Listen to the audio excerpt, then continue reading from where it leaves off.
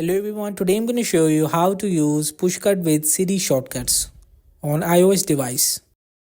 So just tap on my Pushcut. So how to use Siri Shortcut with Pushcut.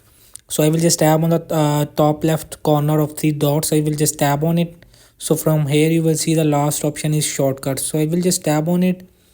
So from here you will just export your shortcuts from here.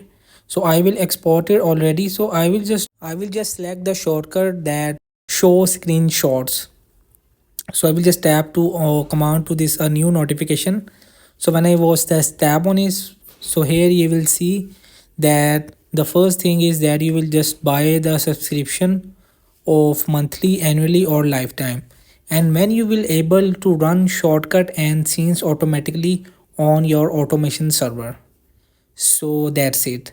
And if you want to use Pushcut with CD shortcuts, you have to buy subscription on Pushcut app. Then you will be able to use CD commands on it. So that's it. So hope this video helped you. Please don't forget to like and subscribe and get notified for more videos.